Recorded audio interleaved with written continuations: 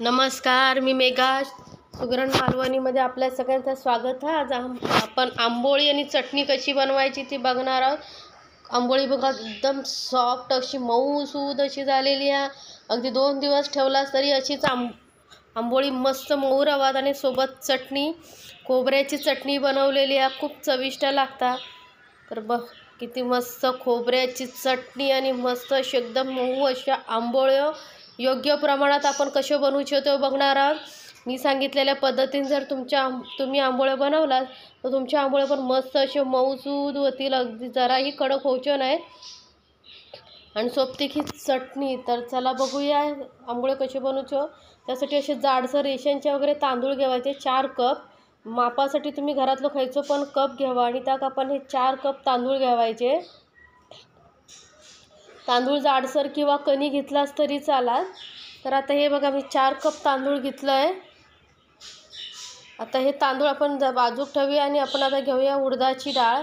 तर 4 कप तांदळांका आहे मी 1 कप उडदाची डाळ घेतलेली आहे।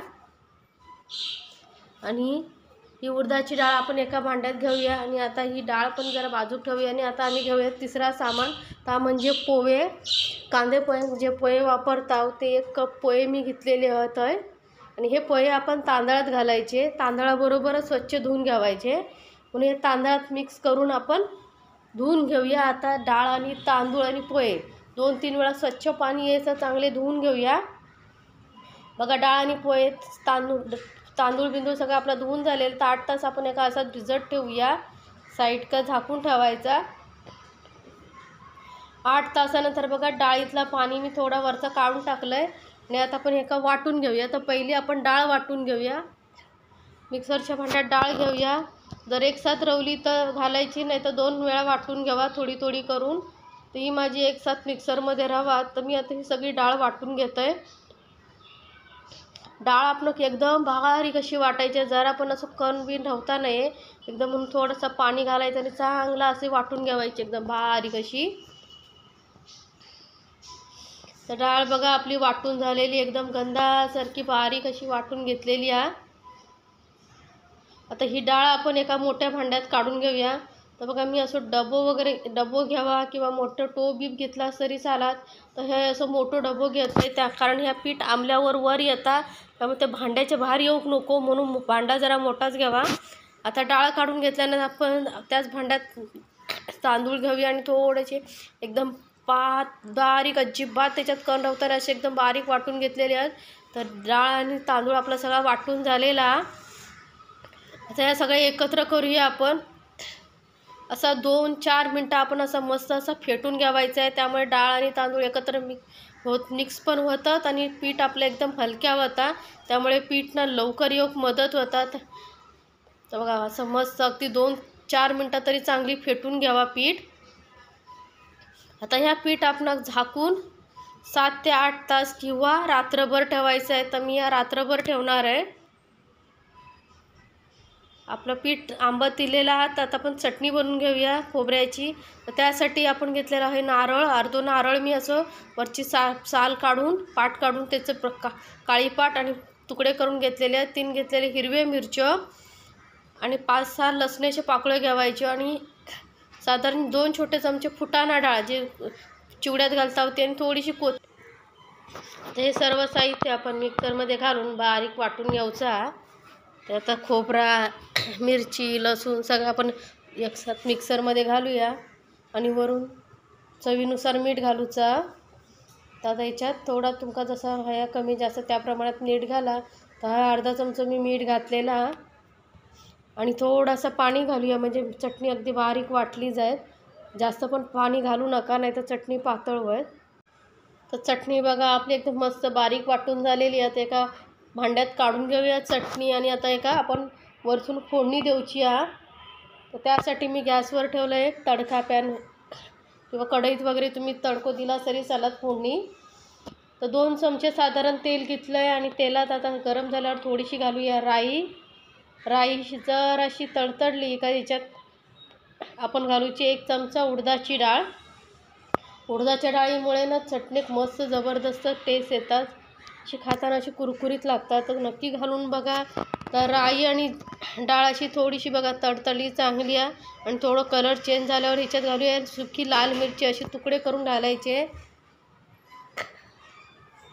आणि गॅस बंद करून आपण कढीपत्त्याची पानं घालायची, 7-8 पानं कढीपत्त्याची घाला आणि चांगलं मिक्स करून घ्यावं आणि गरम गरम फोडणी घालूची आपल्या चटणीवर आणि मग मिक्स करून घेऊया. फोडणी एकदम चांगली गरम असतानाच घाला आणि मस्त मिक्स करून घ्यावा.